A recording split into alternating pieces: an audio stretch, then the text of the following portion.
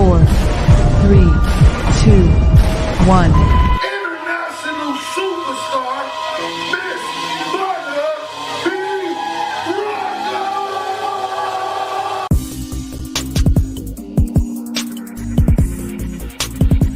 You are now tuned in to Butter Be Rockin' on Transparency Talks Podcast.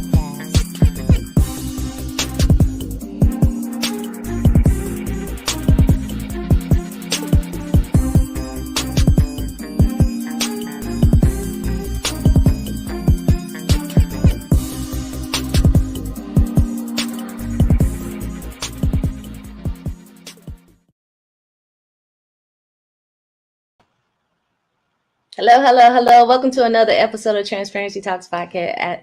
I am your girl, Butterby Rocker. Listen, we have an amazing show for you today. I'm super excited about this young man. But before I bring him on, I just want to make sure that everyone knows that BBR Indie Films, we are back taking submissions for our fifth BBR Indie Films Festival. So you can go online to bbrmediagroup.com. You can also go to filmfreeway.com/BBR Indie, and that's INDIE films, and submit your film. So with all that being said, this young man is an award-winning actor, acting coach, decorated combat veteran. Can you please show some love for Maurice P. Kerry? And the crowd goes wild. How you doing? I'm doing good, King. How are you? I'm spectacular. I feel good about that introduction. She was like, decorated military veteran. He took out 12 Taliban by himself with one grenade and one bullet. I was like, yeah, I did. Yeah, I did that. Yeah, that was me. Well, you're looking good, sir. You're looking good. Looking great. But you look spectacular your damn self. Thank you so much. So, Maurice, I like to dive right on in. Can you tell everybody a little bit about yourself? Well, hello world. My name is Maurice P. Kerry. I am a native AT alien, born and raised, but I lived all over the world. I'm a United States Marine Corps Iraq War combat veteran. I fought in Iraq. I'm a director, producer, actor, acting coach, former rapper.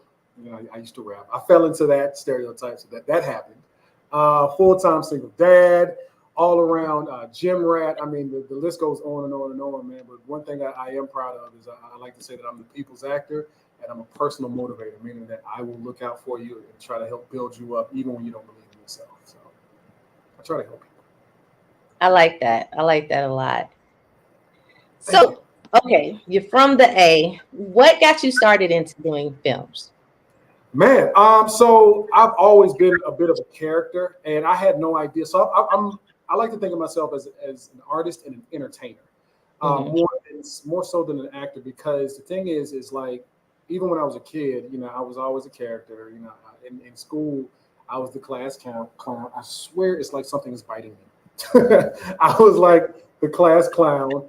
And I used to sing. I used to sing in school. I was in chorus, and you know, I had some vocals before I joined the Marines. Marines just blew all my vocals out. I was in a singing group, and then I used to rap. Like I said, I wrote music. I used to be with Tight to Death, Tight for Life Records, Raheem the Dream here in Atlanta, years and years ago. And so I was chasing my dream as a rapper, and I was trying to find ways to make money out in California. And I got into doing like background work with background actors, and I got to kind of see it, and it kind of took hold a little bit. But a couple years after that, I ended up, you know, getting married and having my daughter, and now I'm a full-time single dad. So I had to raise my daughter up. So I ended up meeting a good friend of mine, and he kind of relit that candle in me and was like, "Yo, why don't you check out what I did?" I was like, "Oh, this is what you do? How do you do that?"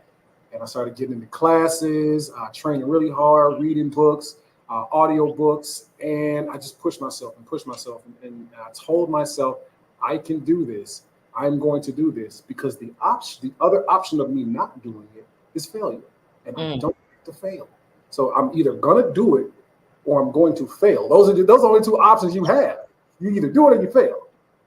So I picked one. I like that. I like that a lot. Okay. At So how long have you been in the industry where you decided that, this isn't just a hobby for me? It took hold almost immediately. So I got I got heavy into. I made a choice in 2018. 2018 was when I just said, "I'm gonna do it." It literally was like, "All right, let's go. I got it." And at no point was it ever if and sort of kind of maybe if probably. There was never any you know it was never that. It was always, this is what I want. And it's part of that comes from being prior military and being a Marine and going, this is my objective, and I'm going to laser focus on that objective in order to succeed, in order to complete that objective. It's really simple. It's do or die. Either you do this or you don't. So it was never a juggle. It was always, I'm going to do this. I decided to do it. I'm going to do it. And nobody's going to tell me different. Even when they're looking at me and saying, man, it's a hard thing. Hard ain't impossible. Hard is not hard does not equate to impossible. It's not the same thing. There's a lot of things in life that are hard, but ask me if it's impossible. If you tell me something's impossible and I see that it's impossible, then fine. But if you tell me something is hard, give me a minute. I'll get to it. I like that. I like that. So you technically have been at this for 6 years. Yes, ma'am. Full time. Yes, ma'am. You've accomplished a lot. I've heard that. When I heard that, the worst, it was the worst. Somebody was like, how long have you been acting? Oh, since 2018. Oh, I've been acting since I was a kid. Okay. I saw you were on Law and Order. 2 episodes of Law and Order. I was like, yeah, I did 2 episodes. He said, man, I've been doing this for 15 years. I ain't never been on a Law and Order. How you get up? I don't know. I worked with Viola. I worked with Morgan Freeman. I worked with the Hemsworths. I mean, like, and people look at me and they're like, how did you do that so fast? I said, I don't know how I did it so fast. I just did it. So. Wow. Okay. So let's talk about your diverse career. How do you approach the challenges of shifting between different genres, from heartwarming comedies to intense dramas and stuff? It's actually really easy. It's easy because before I was acting, I was an entire human being. I was a whole person. I had numerous lives before acting. I've seen other actors talk about it, the difficulty in switching in those characters, and I realized a lot of times those are the actors that really grew up in it, and that's all they ever have done. But when you're asking me to play a heartbroken husband, married, divorced, I can play that. When you're asking me to play a loving father, I can play that. When you're asking me to play an action war veteran, war hero, or just anything in action, I can do that. When you're asking me to play homeless, I did that too. When you're asking me to play the dejected black guy who nobody was interested in, I can do that too. When you're asking me to play comedy, I'm silly naturally, so I can do that too. So it's because I've lived so many lives. I can just simply tap into the person that I have been and remember I was that guy, or find a way to connect it. If you have in a script, if there's somebody that you hate or somebody you don't like, well, me personally, I have a hard time. There's nobody on this planet, living or dead, that I hate or have hated. It's the things that people do. So that is where I find difficulties when you hate that person. Well, no, what did that person do? I hate what that person did. And then I understand things that people have done to me that I genuinely hated. And then I can find that. So it's really plugging in. And I learned that from, she's actually a coach here in Atlanta, Jonna Nagley. Coach Jonna, she studies the Chubbuck technique. And I love that. I learned that from her. And I always attribute part of my success back to her for teaching me and showing me how to kind of tap into those things from being not only a man but a military man and a black man. Being able to find those emotions tends to be a little bit more challenging. Okay. Do you think that your experience as a decorated combat veteran had anything to do with acting in any way? Absolutely. Part of the reason why I made a decision to go ahead and do it is because I pretty much did the hardest thing, the most scary thing that I probably will ever do in my life, besides raising kids and sending them out to the world. Right.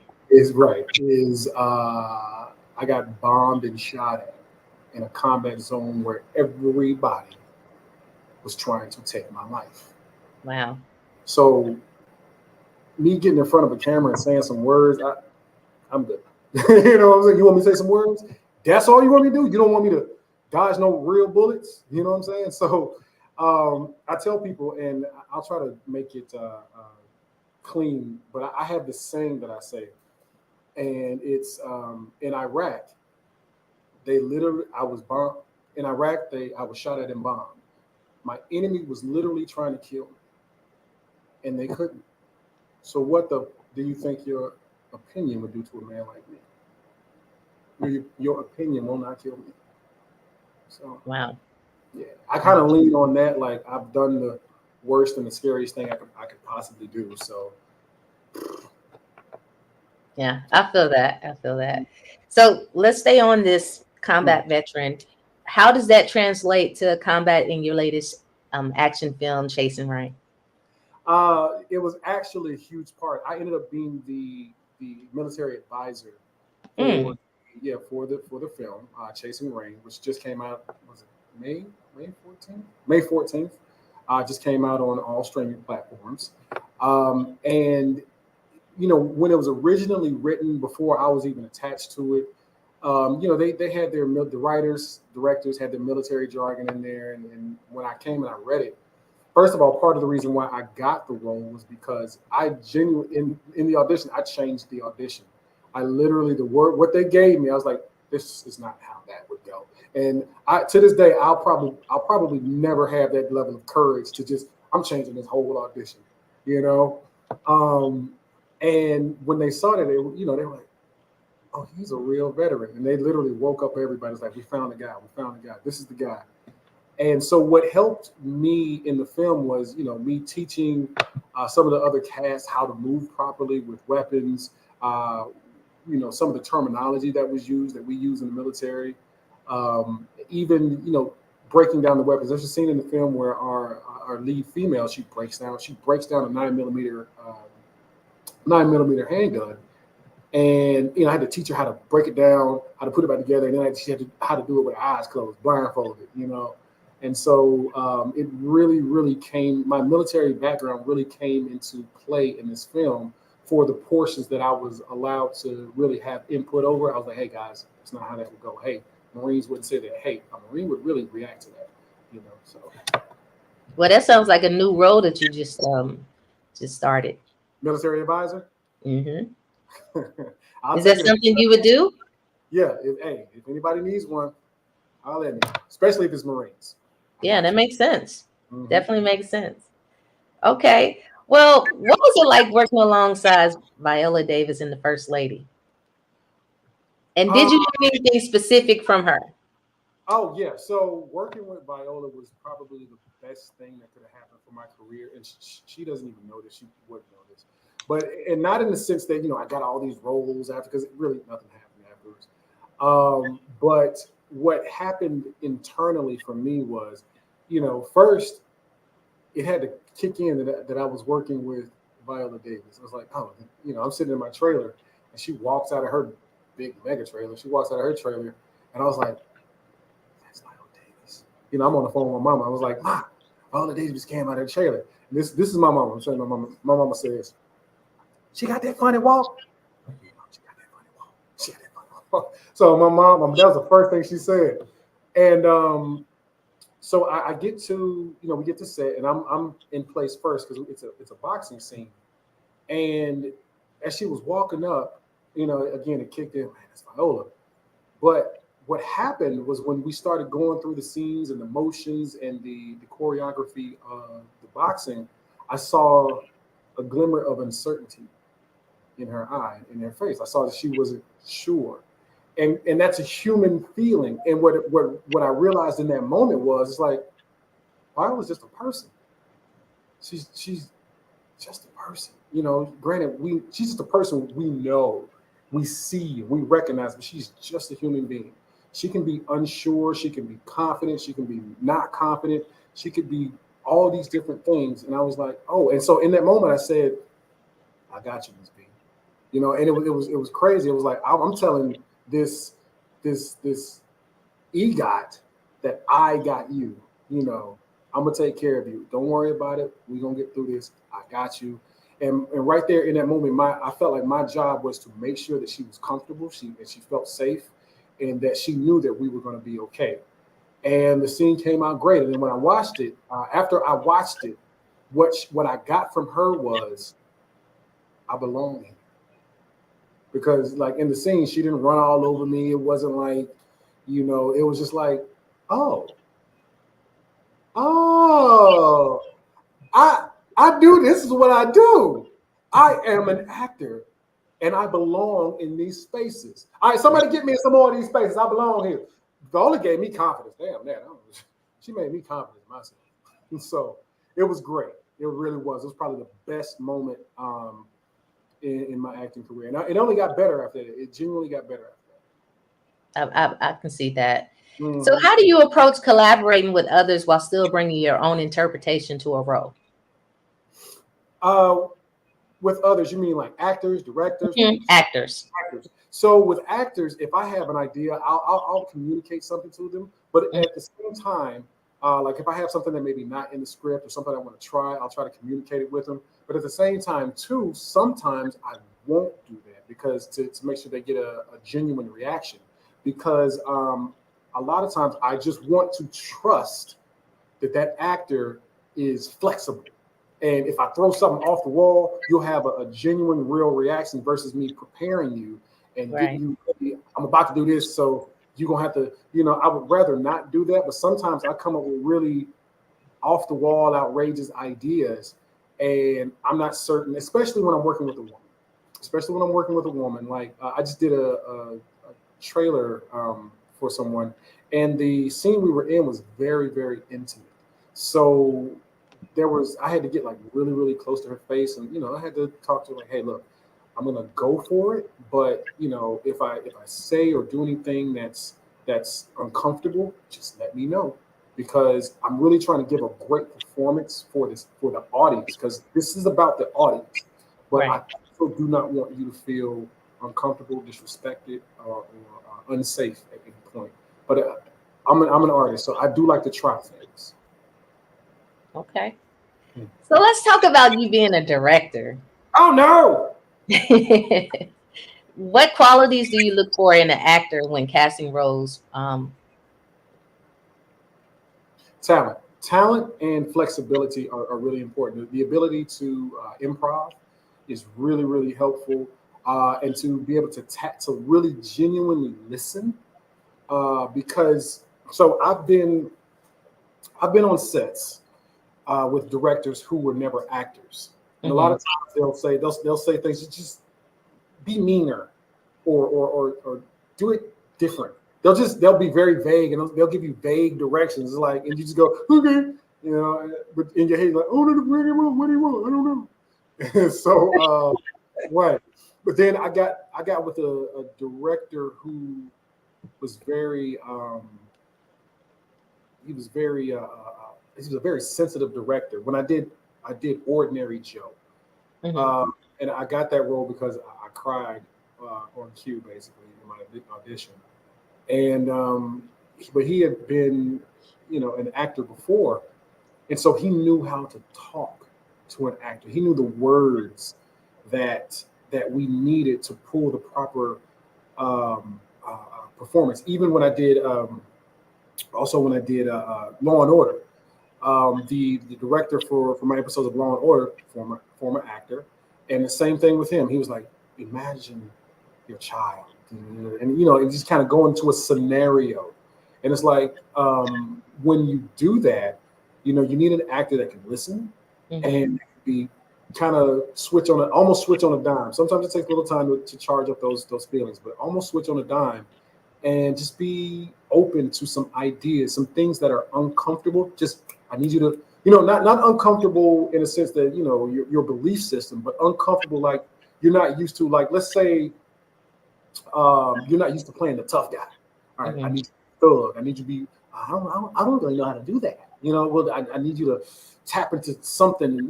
It's different. It's uncomfortable, but I need you to go there. Mm-hmm. So when did you transition into directing?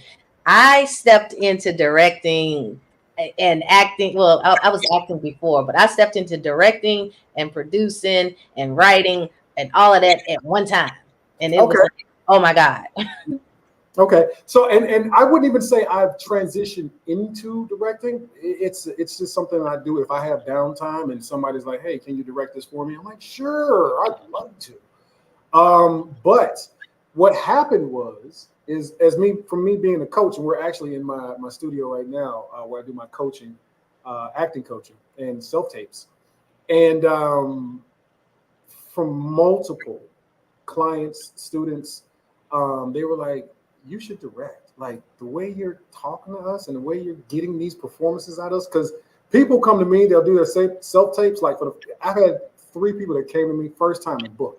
They're like, "I love coming here. I don't go nowhere." They come here. They don't want to go nowhere else. And part of that is because again, I'm an actor. All right, so I know how to talk to you. I know what you need. I know what we're looking for because that's the same thing I'm looking for. It's empathy. Right. It's a great characteristic of a good director is empathy. I will say that. So I know what you're looking for. I know what you need, and so I'm going to provide that so you can give a great performance. And and it just kept happening and happening and happening, and finally I was like, okay, I'm gonna go direct something, and it felt so good. Yeah. Felt so good to direct, and I want to do it more and more and more. I don't necessarily want to do it more than acting, but I definitely want to do more. I definitely want more opportunities to direct films, and just help actors bring actors and producers, writers to bring those visions to life. Yeah. Okay. So let's talk about you being an acting coach. What Oh, exercises or techniques do you recommend for actors who want to develop a broader range in their performance? there's so many different techniques. I will say one of the best things that I can tell people to do is specifically if depending on where you're from is to work on your speech, Mm. clear speech. Like if you're from Atlanta and you have an Atlanta accent, work on getting rid of it. Not getting rid of it, but being able to turn it on, turn it off. Learn how to do accents, British accents, African accents, any Jamaican accent, just any kind of accents. Learn those things. Learn, get some special skills: horseback riding, motorcycle riding, things that you wouldn't even think are necessarily related to acting. Learn how to do that. You know, Mhm. but one of the exercises that I do, and I don't even know if you would call it an exercise, is I listen to a lot of audiobooks. A lot of audiobooks. If I'm busy or if I have time to read, I read, but most of the time I'm always got an audiobook going. So always have your mind open and willing to learn something new. Um, I will recommend, and it's on YouTube, so you can watch it at any point. Michael Caine. I think it's called I know he's teaching. It's like from the '80s, and he's teaching an acting class. But Michael Caine. Michael Caine is the actor who played. He's done a lot of things, but he played Alfred in the Nolan Batman movies. But Mhm. he's teaching the acting class there. So I send people there to learn some things there as well. So just keep studying, keep training, keep studying, keep training, keep studying, keep training. Okay. So, okay, you're an acting coach. How do you help the actors overcome their fear and self-doubt and get them to come out of their shell?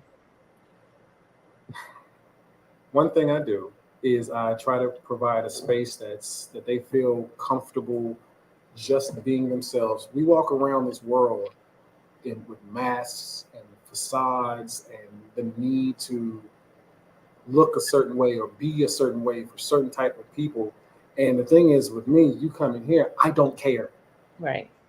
In a sense, I don't care about you in a sense that I care more about you having a great performance. So all that stuff that you got going on, I do not care. You know, I care about the performance. I care about you taking whatever's going on and using it. And I let you know that you're safe here. Like, I'm silly, I'm fun.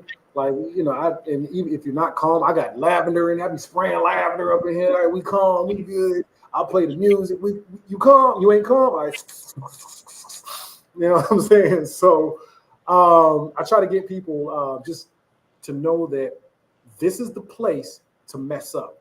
This is the place to make your mistakes. This is the place to just be that person inside that you know that you really are, without the hair, the makeup, the lineup, the facade, the mask, the this, that, and the other, without all that, the person that you really are, you come here because you are safe. You can say what you want to say, do what you want to do, as long as we get an amazing performance. Because once you leave here, you have to pick that stuff back up. I do understand, because I have to be 4 different people. I genuinely have to be, well, 3 because I'm single, but 4, you know, if I was in a relationship, it'd be 4 different people.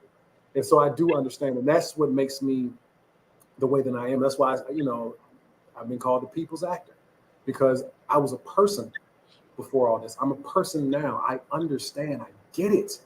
We go through stuff, and sometimes that stuff stays with us, but we got to be able to use it and use it on camera.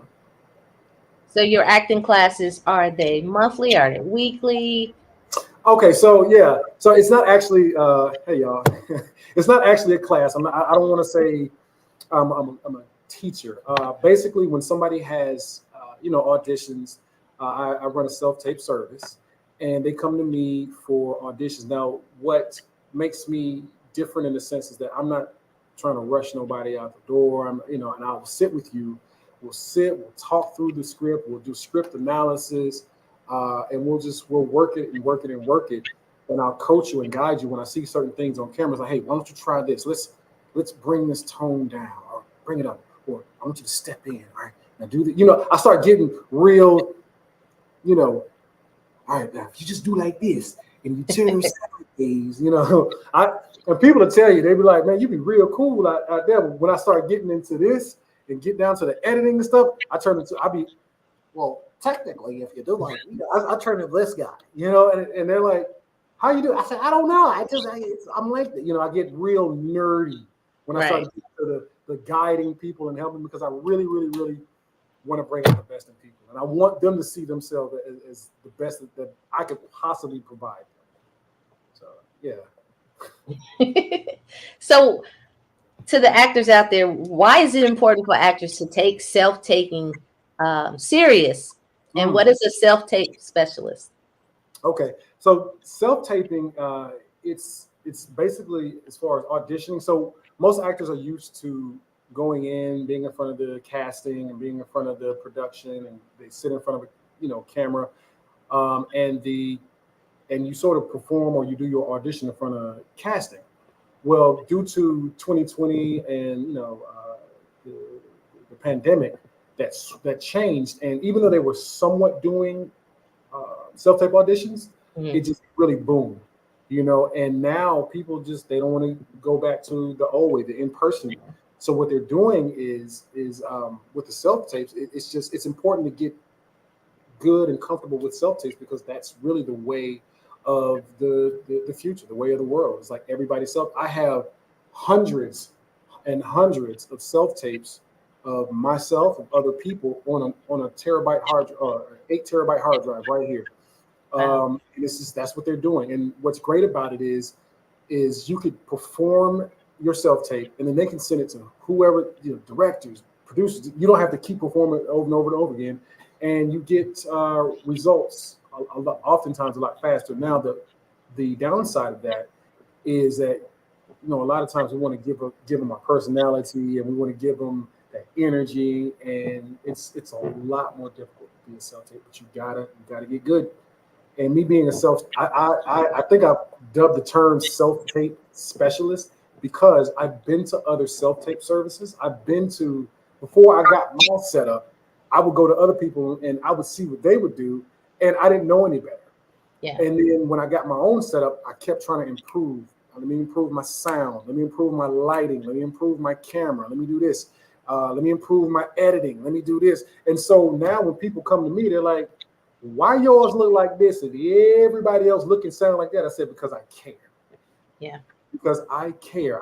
Granted, and then my rates are cheaper than everybody. You know, most people for 1 hour, they charge $60, a dollar a minute. I charge 45 because for me, it's not necessarily about the money. It's about, hey, I'm the best. I'm gonna just say it like I'm the best out here. So come on, holler.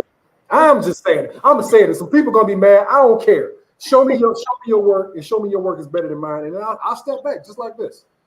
I'll step back just like, hey, you know what? Yours is better. But I haven't seen it.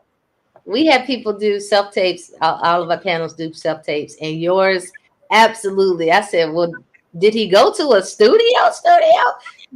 It was very nice. Thank you. Yeah, I genuinely care about, because it's also the actor booking is a representation of my work as a coach and as a self-tape specialist. And the actor booking also makes them happy and makes them want to come back. So to do that, I'm like, what else can I do to improve? So even my sound, my lights, my editing, my camera, my directing, whatever. You know, I'm trying to help. I want y'all to win. And there's some people who have been here who are just not ready, and I do the best I can. But even them, I try to help. You know, I try to help them, but I also to help them with honesty. So that's the thing that's tough in this industry. Everybody wants to be lied to. Right. So let's talk about the stage plays, Lorraine, and why it's significant. The stage play Lorraine. That will be this. Oh my gosh, it's the 15th of this month. We'll be on stage. The play itself is about the last few days of the life of Martin Luther King. It's actually more of a musical. You know, we have singing, we have dancing, really, really great performances. We have performances from actors who will be playing Aretha Franklin, Harry Belafonte, Isaac Hayes. I don't know if we're going to do Isaac again. I know we got James Brown, Sam Cooke. I mean, it's you have to come to the play and let me just say that the actor's name is Murray Duffy. So I'm in the whole play. So, and I'm gonna say this, I don't care, it don't hurt me none. I'm in the whole play. I probably have the largest role in the play. Like it's like an hour into the room, and I have the most scenes. And Murray Duffy, he plays Sam Cooke, comes in for like 6 minutes. And I don't care nothing about none of my role. I'm like, I just want to see Murray Duffy play Sam Cooke. Because I'm telling you, that man brings the house down every single time. Every single time. So, you know, I was like, man, I got like hours of time on the screen, and this dude come in for 7 minutes. Just that's all anybody can talk about. I said, me too. I synced it. I was there. He's good. That boy good. So Okay. So being Transparency Talks podcast, I like to get very transparent with people. How do you navigate the inedible rejections and setbacks that comes with this profession? I care less. Genuinely, I care less. The setbacks, mostly the rejections, it's actually easier because you don't actually see the rejections. You just know you didn't get picked, but you don't actually see somebody go, nah, you know?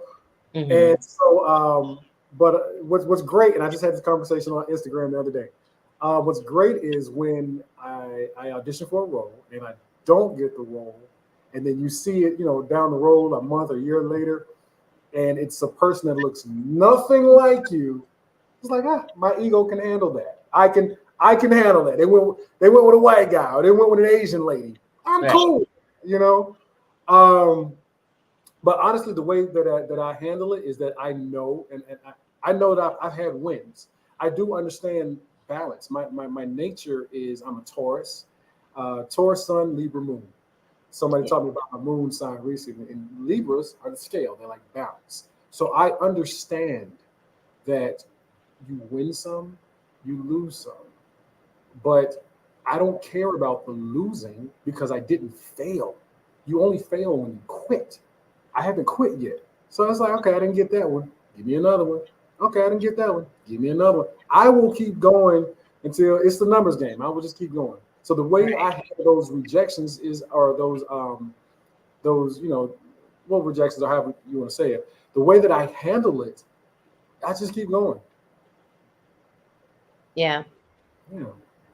So people see the glitz and glam. They Mm. see you on TV, but they don't understand that people do have regular struggles, Mhm. especially getting into this industry.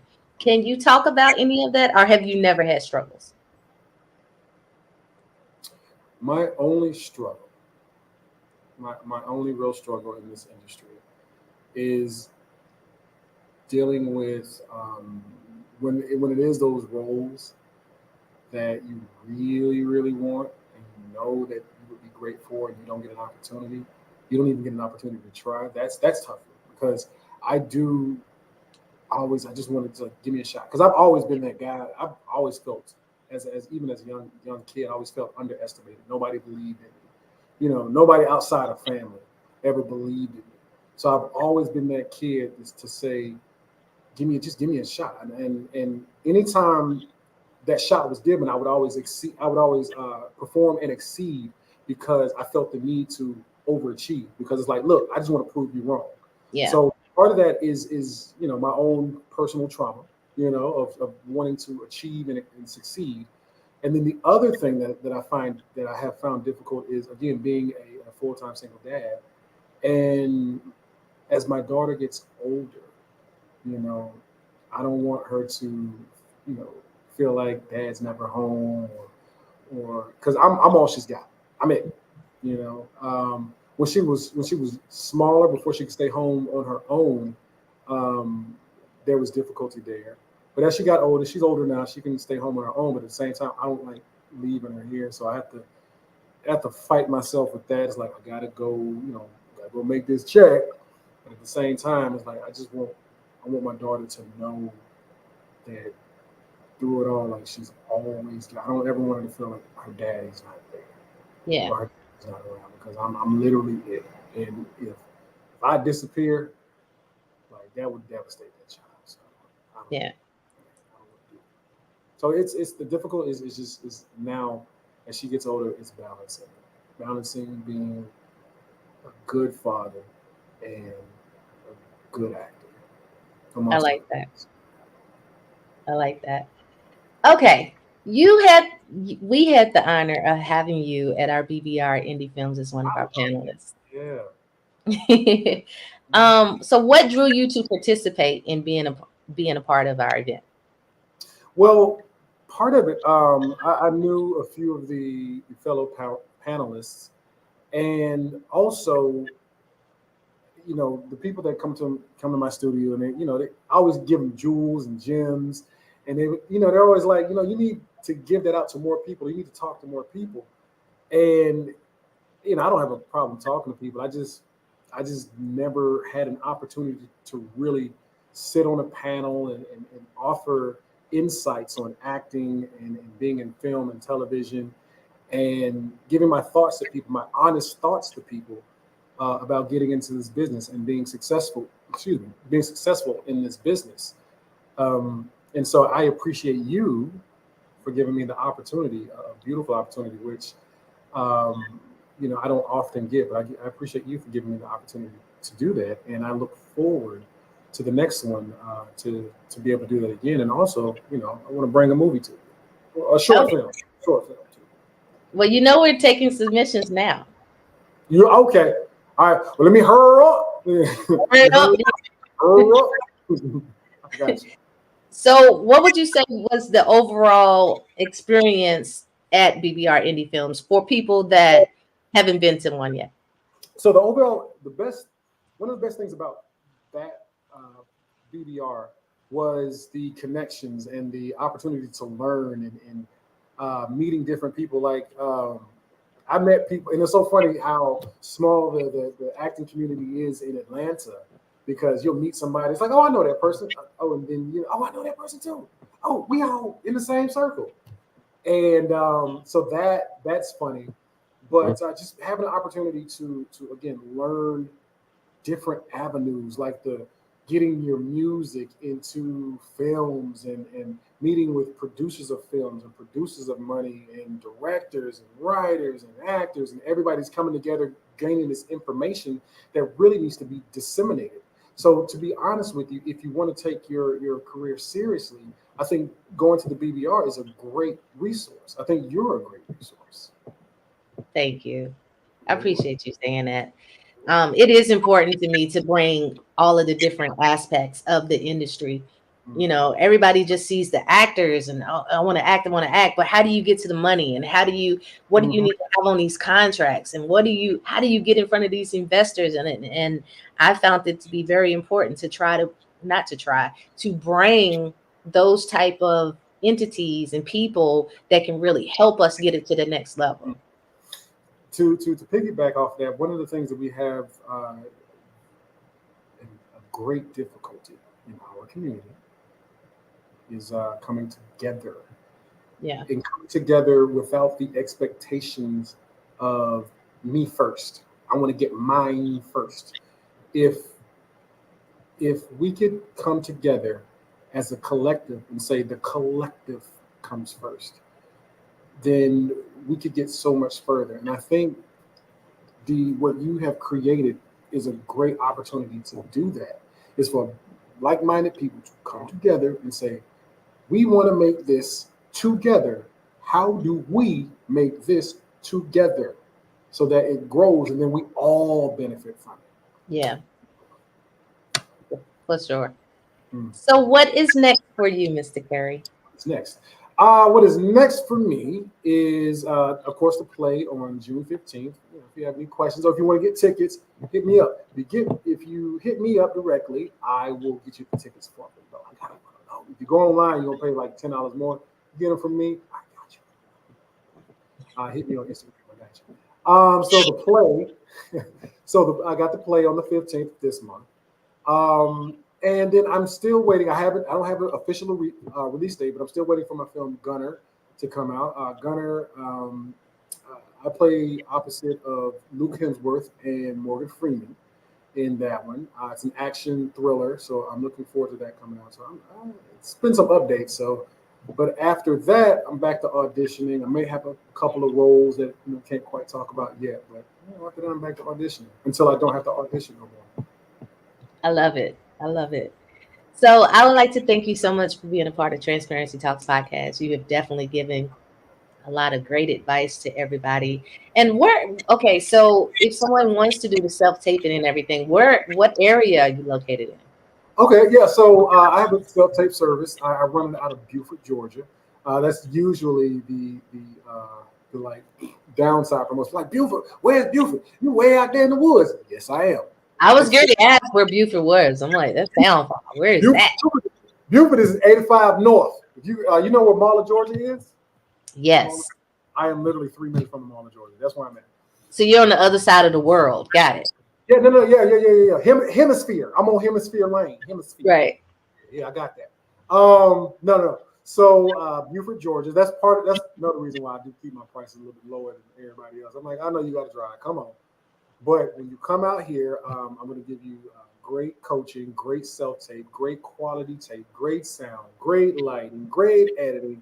I might even, if I like it, I might even do some color grading. Like, come on. So, yeah. Come on out, man. Come tape with me.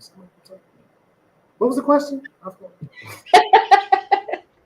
It was about where was you located and how can people. Okay, so I got it. Okay, because sometimes I'll be gone. Shouts out to Will Smith in the background, by the way. Go ahead. What were you saying? How does people contact you? You can get me on all social media at Maurice P. Kerry. That's MauricePKerry.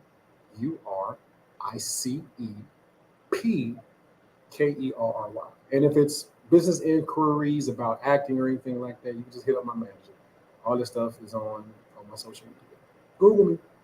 And your manager's information is on your page as well, so they can reach your manager if need be. Alex C. I can't say his last. It's like Colzer. I can't say his last name, but we just Alex.